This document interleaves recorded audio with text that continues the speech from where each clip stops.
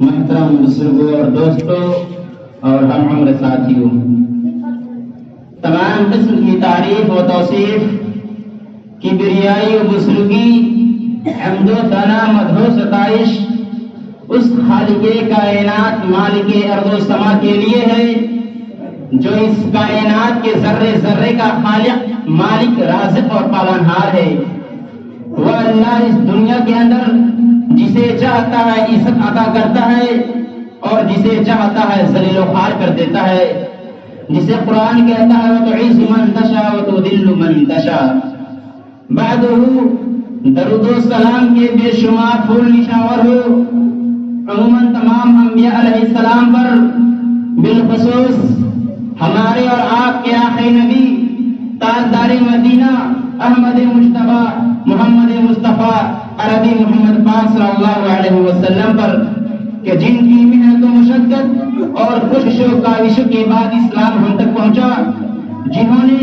ہر خیر کی طرف ہماری رہنمائی فرمائی، ہر شر سے ہمیں آگاہ فرمایا، اور ایک ایسا واحد دین چھوڑ گیا جو روشن، واضح اور سمجھ میں آنے والا ہے۔ ترکتکم علی البیضاء لیلھا کنہاری لا یزیغ عنہا ہالک، کہ جس کی رات بھی دن کی طرح روشن ہے، جو اس سے ہٹ جائے گا سمجھو کہ وہ ہلاک اور برباد ہو جائے گا۔ اللہم صلی علی محمد وعلی آل محمد کما صلیت علی ابراہیم وعلی آل ابراہیم انک حمید مجید۔ اللہم بارک علی محمد وعلی آل محمد کما بارکت علی ابراہیم وعلی آل ابراہیم انک حمید مجید۔ معزز سامعین کرام، آج میں جس موضوع کو لے کر آپ حضرات کے سامنے کھڑا ہوں وہ ہے مسلمانوں کے باہمی حقوق۔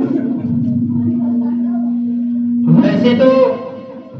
ہمارے اوپر دو قسم کے حقوق عائد ہوتے ہیں۔ نمبر ایک حقوق اللہ، یعنی اللہ رب العالمین کا حق، اور دوسرا حق حقوق العباد، یعنی بندوں کا حق۔ لیکن آج میں جس موضوع کے تحت لب گشائی کروں گا وہ حقوق العباد کی کڑیوں میں سے ایک کڑی، مسلمانوں کے ایک دوسرے مسلمان پر کیا حقوق ہے، اس پر بحث ہوگی۔ اس لیے کہ حقوق العباد میں بہت سارے حقوق ہیں، مثلا والدین کے حقوق، ماں اولاد پر کیا ہے، اور اولاد کے حقوق ماں باپ پر کیا ہے۔ اسی طریقے سے ایک رشتہ دار کا دوسرے رشتہ دار پر کیا حق ہے، اسی طریقے سے ایک پڑوسی کا دوسرے پڑوسی پر کیا حقوق ہے، اسی طریقے سے ایک شوہر کا اپنے بیوی پر کیا حقوق ہے، اور ایک مہمان کا ایک مہمان نواز کے ہاں کیا حقوق ہے۔ ان تمام حقوق سے قطع نظر میں جس موضوع کے تحت آج میں بولوں گا وہ ہے کہ ایک مسلمان کا دوسرے مسلمان پر کیا حقوق ہے، چاہے وہ مسلمان آپ کا رشتہ دار ہو یا نہ ہو، وہ مسلمان آپ کا پڑوسی ہو یا نہ ہو، لیکن اگر وہ مسلمان ہے تو آپ کے اس مسلمان پر کیا حق ہے، آج اسی کے تحت میں آپ کے سامنے کچھ باتیں عرض کرنے کی کوشش کروں گا۔ اللہ رب العالمین سے دعا ہے کہ اللہ رب العالمین تو ہمیں سچ اور صحیح بات کہنے کی توفیق عطا فرما، اور ہم تمام امت مسلمہ کو اس پر عمل کرنے کی توفیق عطا فرما، آمین۔ تو آئیے ہم اپنی بات کی آغاز آپ صلی اللہ علیہ وسلم کی اس حدیث سے کرتے ہیں جس کے راوی حضرت ابو ہریرہ رضی اللہ تعالیٰ عنہ ہیں۔ وہ بیان فرماتے ہیں کہ سمعت رسول اللہ صلی اللہ علیہ وسلم یقول، کہ میں نے رسول اللہ صلی اللہ علیہ وسلم کو فرماتے ہوئے کہتے ہوئے سنا کہ حق المسلم علی المسلم خمس، کہ ایک مسلمان کا دوسرے مسلمان پر 5 حق ہے۔ نمبر 1 رد السلام، کہ سلام کا جواب دیا جائے، وعیادۃ المریض، اور جب کوئی مسلمان بھائی بیمار ہو، جب اسے کوئی تکلیف ہو تو اس کی مداد پرسی کی جائے، اس کی تیمارداری کی جائے۔ نمبر 3 واتباع الجنائز، جب کوئی مسلمان انتقال کر جائے تو ان کے جنازے میں اور کفن دفن میں شریک ہو جائے۔ نمبر سماچار و اجابت الدعوہ، اور جب کوئی مسلمان بھائی آپ کو دعوت دے تو بغیر کسی شرع عذر کے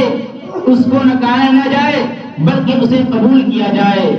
اور نمبر 5 وتشمیت العاطس،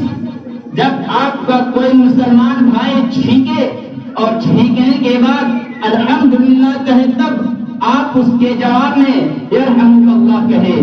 یہ 5 حقوق ہے جو اس حدیث کے اندر بیان کیا گیا ہے۔ معزز سامعین کرام، ویسے تو آپ لوگ کے ذہنوں میں یہ بات اب گردش کرنے لگے ہوں گی کہ یہ سارے کام تو ہم اور آپ کرتے ہی ہیں، لیکن یہ سارے کام ہم آپ کر رہے ہیں، لیکن جس طریقے سے ہم سے ان حقوق کو کرنے کا مطالبہ کیا جاتا ہے ہم اسے کرتے نہیں، بس جانے انجانے میں سلام کا جواب دے دیتے ہیں اور ہمیں پتہ بھی نہیں چلتا کہ آخر ہم کہہ کیا رہے ہیں، اس کا معنی اور مفہوم کیا ہوتا ہے۔ ایک شخص جب بیمار ہوتا ہے تو ہم اس کی عیادت کے لیے چلے جاتے ہیں اور وہاں پر جا کر اوڑ پھوڑ بکنے لگتے ہیں۔ جب کوئی انتقال کر جاتا ہے تو نام کے لیے اس ڈر سے کہ کہیں کل کے دن اگر ہمارے گھر کے اندر سے بھی کوئی وفات ہو جاتا ہے تو وہ شخص کی اگر جنازے میں ہم نہیں جائیں گے تو وہ ہمارے جنازے میں نہیں جائے گا، اس ڈر سے ہم اس کی جنازے میں شریک ہو جاتے ہیں۔ اسی طریقے سے دعوت میں بھی اسی طریقے سے بلاتے تو چلے جاتے ہیں، اور چھینک کا جہاں تک مسئلہ ہے تو یہ تو دیتا ہی نہیں کوئی جواب، سب شرم کھاتے ہیں، چھینک سے ڈرتے ہیں۔ بہرحال آئیے ہم بتاتے ہیں کہ جب اس حدیث کے اندر پہلا حق جو بتلایا گیا کہ جب آپ کو کوئی مسلمان بھائی سلام کرے تو اس کے سلام کا جواب دیا جائے، تو سلام کا جواب اس وقت دیا جائے گا جب کوئی دوسرا سلام کرے، یعنی جب آپ کہیں جا رہے ہیں، راستے سے گزر ہو رہا ہے آپ کا اور آپ کسی مسلمان بھائی کو دیکھیں گے اور آپ جب سلام کریں گے تب دوسرا مسلمان بھائی آپ کے سلام کا جواب دے گا۔ تو یہاں پر تو مسئلہ یہ ہے کہ ہم خود سلام ہی نہیں کرنا چاہتے تو وہ سلام کا جواب کیا خاک دے گا؟ یہاں پر سب اپنے انا کے اندر ڈوبا ہوا ہے، کوئی یہ نہیں چاہتا کہ ہم پہلے سلام کریں، سب یہ چاہتا ہے کہ دوسرا ہمیں سلام کرے، ہم یہ نہیں چاہتے کہ ہم دوسرے کو سلام کریں۔ اور سلام بھی کیا جاتا ہے تو بس کہہ دیا جاتا ہے دوسرے سے السلام علیکم اور ادھر سے جواب مل جاتا ہے وعلیکم السلام، اس کو پتہ ہی نہیں ہے کہ یہ کیا کہہ رہے ہیں۔ مسلمانوں، جب آپ کسی سے ملاقات کرتے ہیں، ایک دوسرے سے ملتے ہیں اور جب آپ اس کو السلام علیکم کہتے ہیں تو اس کا مطلب یہ ہوتا ہے کہ اے میرے مسلمان بھائی، آپ پر اللہ رب العالمین کی سلامتی ہو، دنیا کے اندر بھی، حشر کے اندر بھی، قبر کے اندر بھی۔ اور تو اس کے جواب میں وہ مسلمان بھائی بھی اپنے مسلمان بھائی کے اوپر اللہ رب العالمین کی سلامتی بھیجتا ہے اور کہتا ہے وعلیکم السلام ورحمۃ اللہ، یعنی کہ آپ کے اوپر بھی مجھ پر جو آپ نے اللہ رب العالمین کی سلامتی بھیجی ہے وہ آپ کے اوپر بھی ہو، آپ کے اوپر بھی اللہ رب العالمین کی سلامتی دنیا کے اندر ہو، قبر کے اندر ہو اور کل قیامت کے دن حشر کے میدان میں بھی ہو۔ سامعین کرام، اسی بات کو اجاگر کرتے ہوئے اللہ رب العالمین نے سورہ نساء آیت نمبر 86 کے اندر ارشاد فرمایا کہ وَإِذَا حُيِّيتُم بِتَحِيَّةٍ فَحَيُّوا بِأَحْسَنَ مِنْهَا أَوْ رُدُّوهَا، کہ جب تمہیں کوئی سلام کرے تم اس کے سلام کا جواب اچھے طریقے سے دو، یا جتنا اس نے سلام کیا ہے اتنا ہی اسے لوٹا دو۔ مثال کے طور پر اگر آپ کی ملاقات کسی شخص سے ہوتی ہے اور آپ انہیں صرف السلام علیکم کہتے ہیں تو اس مسلمان کو اتنا جواب دینا کافی نہیں ہوگا کہ وعلیکم السلام، بلکہ اسے چاہیے کہ وہ آپ کو جواب دے وعلیکم السلام ورحمۃ اللہ۔ اس لیے یہ حدیث قرآن کا الفاظ ہے فَأَحْسَنَ مِنْهَا، جتنا وہ سلام کرتا ہے اس سے اچھے انداز میں، اس سے بنا سوال کر آپ اس کے سلام کا جواب دیں۔ اگر وہ مسلمان آپ کو کہتا ہے السلام علیکم ورحمۃ اللہ تو آپ اس سے اور بہتر طریقے سے وعلیکم السلام ورحمۃ اللہ وبرکاتہ کے ذریعے اس کے سلام کا جواب دیں۔ اور اگر آپ اسے اور اچھے طریقے سے سلام کا جواب دینا پسند نہیں کرتے، تو جس طریقے سے وہ ایک مسلمان نے آپ کو سلام کیا، وہ جس طریقے سے جتنا سلام کیا کہ السلام علیکم، تو آپ بھی وعلیکم السلام کہیں۔ اگر اس نے السلام علیکم ورحمۃ اللہ کہا تو آپ بھی وعلیکم السلام ورحمۃ اللہ کہیں۔ اس سے گھٹا کر آپ جواب نہیں دے سکتے، آپ اس سے بڑھا کر دیں، یا جتنا اس نے سلام کیا ہے اتنا ہی اس کو واپس کر دیں۔ سامعین کرام، یہی وجہ ہے کہ ایک مرتبہ آپ کی خدمت میں 3 شخص حاضر ہوا۔ پہلے نے آ کر کہا السلام علیکم اور بیٹھ گیا، تو آپ صلی اللہ علیہ وسلم نے فرمایا اس کے لیے 10 نیکیاں ہے۔ پھر دوسرا شخص آیا، اس نے کہا السلام علیکم ورحمۃ اللہ، آپ اور وہ بیٹھ گیا، تو آپ نے فرمایا اس کے لیے 20 نیکیاں ہے۔ پھر تیسرا شخص آیا اور اس نے کہا السلام علیکم ورحمۃ اللہ وبرکاتہ، اور وہ اپنی جگہ پر بیٹھ گیا، تو آپ صلی اللہ علیہ وسلم نے فرمایا اس کے لیے 30 نیکیاں ہے۔ لیکن آج بہت سارے لوگ ایسے ہیں جو اس سلام کے جواب میں بھی اضافہ کرتے جاتے ہیں، اور وہ مغفرتہ و رضوانہ کے الفاظ آگے جوڑ دیتے ہیں،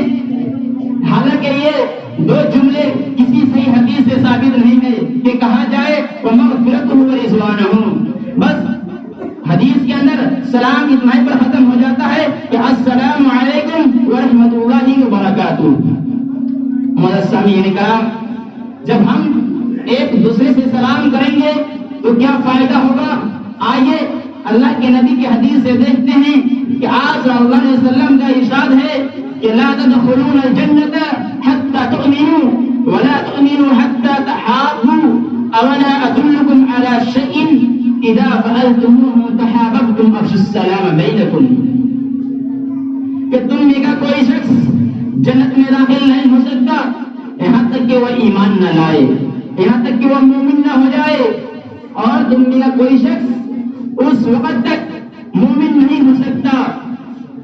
کیا میں تمہیں ایک ایسی چیز نہ بتا دوں جسے تم کرنے لگو گے تو تم جنت کے حقدار بن جاؤ گے؟ تو صحابہ کرام نے عرض کیا ہاں اللہ کے رسول آپ بتلائے، تو آپ نے فرمایا افشوا السلام بینکم، کہ تم لوگ آپس میں ایک دوسرے کو زیادہ سے زیادہ سلام کیا کرو۔ مسلمانوں ذرا اس حدیث پر غور کرو تو آپ اس نتیجے پر پہنچیں گے کہ اللہ کے نبی جناب محمد رسول اللہ صلی اللہ علیہ وسلم نے جنت کے دخول کا راستہ اسی سلام کو قرار دیا ہے کہ اگر آپ سلام کریں گے تو آپ مومن ہوں گے، اور جب آپ مومن ہوں گے تو جنت کے اندر آپ کا داخلہ ہوگا۔ لیکن آج ہمارا حال کیا ہے؟ ہم سلام بھی کرنا نہیں چاہتے، حالانکہ سلام کے سلسلے میں تو آپ صلی اللہ علیہ وسلم سے سوال کیا گیا کہ اللہ کے نبی صلی اللہ علیہ وسلم ای الاسلام خیر، کہ کون سا اسلام بہتر ہے؟ تو آپ صلی اللہ علیہ وسلم نے کہا تطعم الطعام وتقرأ السلام، کہ آپ مسکینوں کو کھانا کھلائے اور سلام کیا کرے، علی من عرفت وعلی من لا تعرف، جسے آپ جانتے ہیں اسے بھی سلام کرے اور جسے نہ جانتے ہیں اسے بھی سلام کرے۔ لیکن آج ہمارا اور آپ کا معاملہ کیا ہے؟ ہم صرف انہیں سلام کرتے ہیں جسے ہم جانتے اور پہچانتے ہیں۔ اگر یہ بات میں کہوں تو غلط نہ ہوگا کہ آج ہم صرف انہیں سلام کرتے ہیں جن سے ہمیں صرف مطلب ہوتا ہے، جن سے ہمیں کچھ کام نکلوانا ہوتا ہے، انہیں کو ہم سلام کرتے ہیں، ورنہ سب کو باقی چھوڑ دیتے ہیں۔ حالانکہ اللہ کے نبی کی حدیث تو یہ کہہ رہی ہے، حدیث یہ کہہ رہی ہے کہ جسے تم جانتے ہو اسے بھی سلام کرو اور جسے نہ جانتے اسے بھی سلام کرو۔ مسلمانوں، ہم جس شریعت کے ماننے والے ہیں، یہ شریعت تو وہ پیغام دیتی ہے کہ جب ہم اور آپ اپنے گھر کے اندر داخل ہو تب بھی سلام کر کے اپنے گھر کے اندر داخل ہو، اس لیے کہ اللہ رب العالمین ارشاد فرماتا ہے کہ فَإِذَا دَخَلْتُمْ بُيُوتًا فَسَلِّمُوا عَلَىٰ أَنفُسِكُمْ تَحِيَّةً مِّنْ عِندِ اللَّهِ، کہ جب آپ دوسرے کے گھر کے اندر نہیں بلکہ اپنے گھر کے اندر داخل ہو رہے ہیں تب بھی اپنے گھر کے اندر داخل ہو تو اپنے اہل و عیال کو، اپنے بال بچے کو سلام گھر کے اندر داخل ہو۔ لیکن آج ہمیں اور آپ کو اپنے گھر کے اندر سلام کر کے داخل ہونے میں شرم محسوس ہوتی ہے۔ مسلمانوں شرم کرو، آخر اللہ کے نبی نے تو اسی سلام کو جنت کے دخول کا راستہ بتایا ہے، اور آج ہم اسی سلام کو کرنے میں اپنے آپ کو ہچکچاہٹ محسوس کر رہے ہیں، شرمندگی محسوس کر رہے ہیں۔ سامعین کرام، بھائیے، جو دوسرا حق ہے وہ آپ کے سامنے بیان کیا جائے۔ جو دوسرا حق ہے وہ ہے عیادۃ المریض، کہ جب کوئی شخص بیمار ہو جائے تو اس کی بیمار پرسی کی جائے، اس کی تیمارداری کی جائے۔ کل قیامت کا دن ہوگا، حشر کے میدان میں اللہ رب العالمین ایک بندے کو کھڑا کرے گا اور اسے پوچھے گا کہ اے فلاں شخص، مریض تو فلم تعودنی، کہ میں جب بیمار ہوا، میں پریشان تھا، میں غم اور رنج و الم میں تھا، تو تو نے میری عیادت کیوں نہیں کی؟ تو نے مجھے دیکھنے کیوں نہیں آیا؟ تو وہ شخص کہے گا یا ربی کیف یعودک رب العالمین، اے پروردگار عالم، میں نے سنا تھا کہ تو رب العالمین ہے، تو دوسروں کو شفا کرتا ہے، تو کبھی بیمار نہیں ہوتا، میں تیری عیادت کرنے کے لیے کیسے آتا؟ حدیث قدسی ہے، آپ صلی اللہ علیہ وسلم نے ارشاد فرمایا کہ کل قیامت کے دن اللہ رب العالمین کہے گا کہ تیرے محلے کے اندر، تیرے گاؤں اور شہر کے اندر، تیرے بستی کے اندر فلانے وقت میں فلاں شخص بیمار تھا، اگر تو اس کے پاس چلا جاتا، تو اس کی تیمارداری کے لیے چلا جاتا، تو اس کی دیکھ بھال کے لیے چلا جاتا، تو مجھے تو اس کے پاس پا لیتا۔ مدد سامعین کرام، اگر ہم کسی کی عیادت کرنے جاتے ہیں، کسی کی تیمارداری کے لیے جا رہے ہیں، تو ہمارا اور آپ کا کیا فائدہ ہوگا؟ اللہ کے نبی ارشاد فرماتے ہیں کہ ما من مسلم یعود مسلما غدوۃ الا صلی علیہ 70,000 ملک حتی یمسی، کہ اگر ہمارا کوئی مسلمان بھائی بیمار ہے اور ہم اس کی عیادت کے لیے اگر صبح کو جا رہے ہیں تو 70,000 فرشتے ہمارے لیے مغفرت کی دعائیں کریں گے، اور اگر یہاں تک کہ شام نہ ہو جائے اور اگر ہم شام کے وقت میں جا رہے ہیں تو 70,000 فرشتے ہمارے لیے کل صبح تک دعائیں مغفرت کریں گے۔ مسلمانوں، یہ کتنا بڑا فائدہ ہے کہ اگر ہم اپنے مسلمان بھائی کی عیادت کے لیے جا رہے ہیں تو 70,000 فرشتے ہمارے لیے دعائیں کر رہے ہیں۔ لیکن آج ہمیں 70,000 فرشتوں کی دعائیں نہیں چاہیے۔ ہمارا پڑوسی بیمار ہوتا ہے، ہمارا رشتہ دار بیمار ہوتا ہے، لیکن ہمیں اتنی فرصت نہیں ملتی کہ ہم ان کی عیادت کے لیے چلے جائیں۔ ہمارے سامعین کرام، تیسرا حق جو اللہ رب العالمین کے حبیب جناب محمد رسول اللہ صلی اللہ علیہ وسلم نے ارشاد فرمایا وہ ہے کہ واتباع الجنائز، کہ جب کوئی شخص انتقال کر جائے تو اس کے جنازے کے اندر شریک ہو جائے، جس کے راوی حضرت ابو ہریرہ ہے، وہ بیان کرتے ہیں کہ آپ صلی اللہ علیہ وسلم نے ارشاد فرمایا من شهد الجنازة حتى يصلى عليه فله قيراط ومن شهد حتى يدفن كان له قيراطان قيل وما القيراطان قال مثل الجبلين العظيمين، اور ایک دوسری روایت میں مثل وحد کے بھی الفاظ ملتے ہیں۔ اس کا مطلب یہ ہوا کہ اگر کوئی مسلمان شخص انتقال کر جا رہا ہے، آپ اس کے جنازے کے اندر شریک ہو رہے ہیں اور واپس آپ چلے آ رہے ہیں، تو آپ کو ایک جبل، ایک احد پہاڑ کے برابر ثواب ملے گا، اور اگر آپ اس کے جنازے کے ساتھ ساتھ اس کے کفن دفن کے اندر بھی شریک ہو رہے ہیں تو آپ 2 احد پہاڑ کے برابر ثواب لے کر اپنے گھر واپس آئیں گے۔ مدد سامعین کرام، اب چوتھا حق جو اللہ کے نبی صلی اللہ علیہ وسلم نے اس حدیث کے اندر فرمایا وہ ہے اجابت الدعوہ، کہ جب کوئی مسلمان بھائی آپ کو دعوت دے تو آپ اس کی دعوت پر لبیک کہیں۔ حالانکہ آج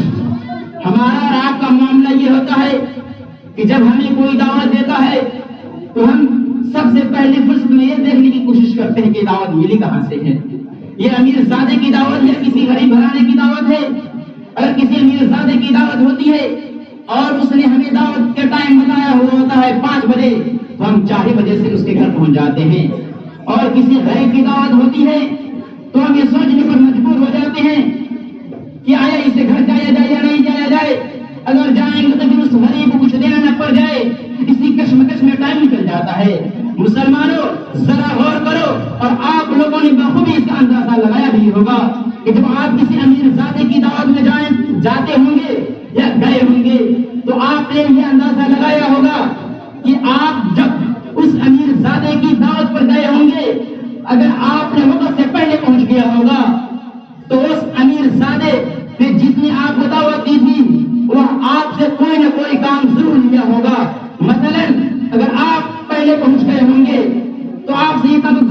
گیا ہوگا کہ بھائی صاحب آپ چلے آئے، تو آپ کہیں گے ہاں جی بھائی میں چلا آیا۔ اس نے یہ کہا ہوگا کہ یہ کام باقی ہے، تھوڑا آپ یہ کام کر دیجئے، یہ کام کروا دیجئے، تو آپ خوشی خوشی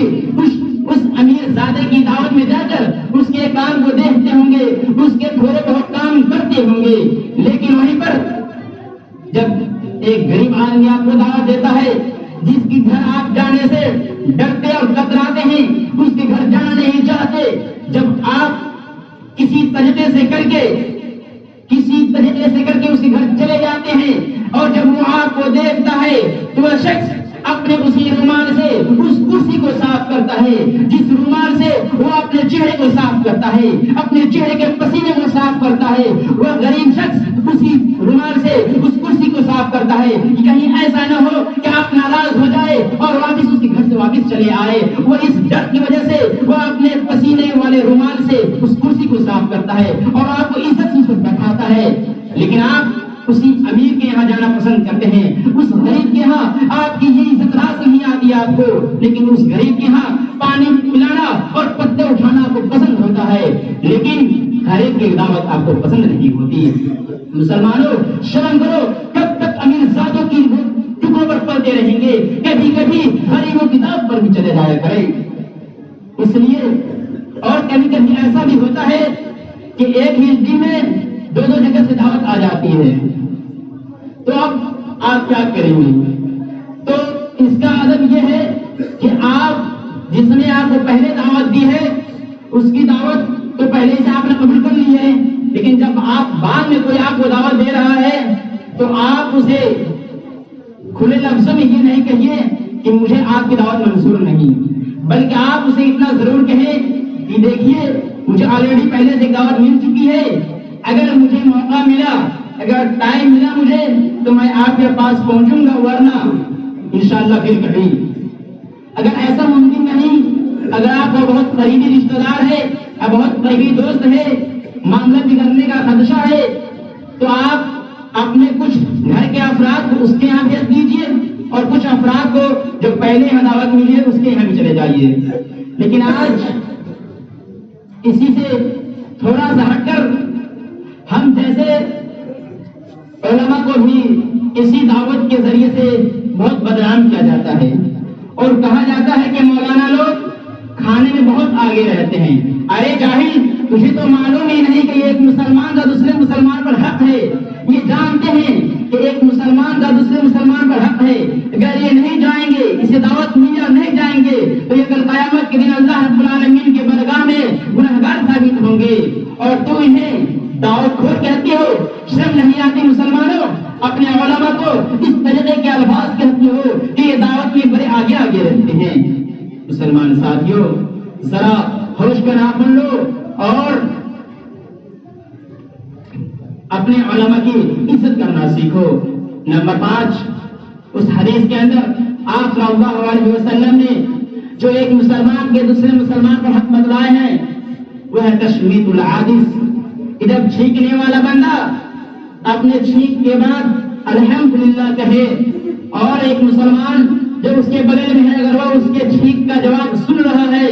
تو اس کے جواب میں یرحمک اللہ کہے۔ اگر اس نے چھینک کر خاموشی اختیار کر لی، وہ چھینک کے بعد الحمدللہ نہیں کہہ رہا ہے، تو آپ پر یہ حق نہیں بنتا کہ آپ اس کے چھینک کا جواب اس کے الحمدللہ کہے بغیر یرحمک اللہ کہیں۔ اگر وہ الحمدللہ کہہ رہا ہے تب جا کر آپ یرحمک اللہ کہیں گے۔ جب آپ یرحمک اللہ کہیں گے تو پھر اس چھینکنے والے پر یہ واجب ہو جاتا ہے کہ وہ شخص پھر آپ کو دعا دے اور کہے یہدیکم اللہ ویصلح بالکم، کہ اللہ رب العالمین آپ کو ہدایت دے اور آپ کے اعمال کو درست فرمائے۔ سامعین کرام، میڈیکل سائنس اس بات کو تسلیم کر چکی ہے کہ چھینک کے ذریعے سے آنکھ اور ناک اور منہ سے جو ہوا نکلتی ہے وہ اتنا خطرناک ہوتی ہے کہ اگر یہ ہوا آنکھ کی طرف چلی جائے تو آنکھ کی روشنی ختم ہو جائے گی، اگر کان کی طرف چلی جائے تو کان کی سماعت ختم ہو جائے گی، یہ جس طرف چلی جائے گی اس طرف کے اعضاء کو ڈیمیج کر سکتی ہے۔ مسلمان ساتھیوں، یہ ہوا اتنی خطرناک ہوتی ہے کہ یہ جس اعضاء کی طرف چلی جائے اس اعضاء کو ڈیمیج کر دیتی ہے، لیکن آج ہمیں اسی چیز کو جو اللہ رب العالمین کو پسند ہے وہ ہمیں ناپسند، اور وہ جمائی جو اللہ رب العالمین کو ناپسند وہ ہمیں پسند ہے۔ مثلا اگر آپ یہاں کسی دوست و احباب کے ساتھ،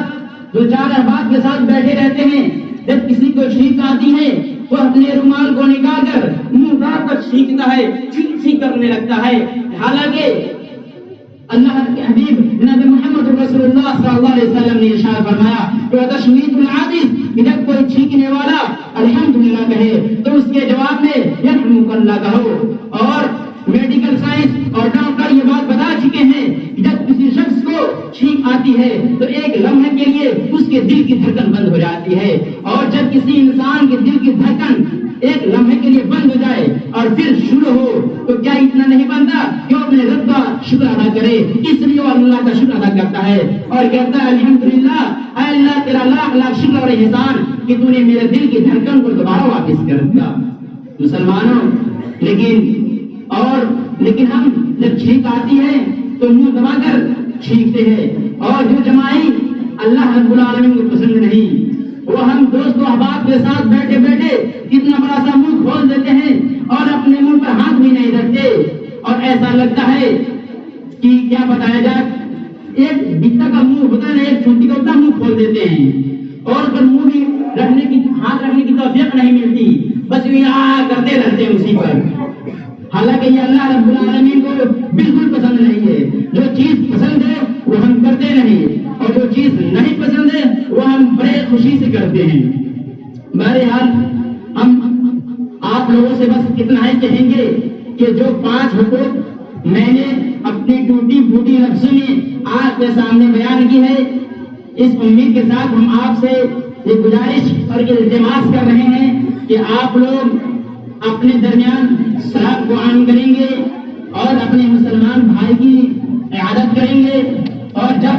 کوئی انتقال کر جائے اور وفات پا جائیں تو اس کی جنازہ اور کفن دفن میں شریک ہوں گے، اور جب کوئی دعوت دے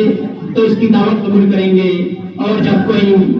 چھینکے اور چھینک کر الحمدللہ کہے تو اس کے جواب میں آپ کے حکم اللہ کہیں گے۔ اسی امید کے ساتھ میں اپنی بات کو ختم کرتا ہوں اور آخر میں دعا کرتا ہوں کہ اے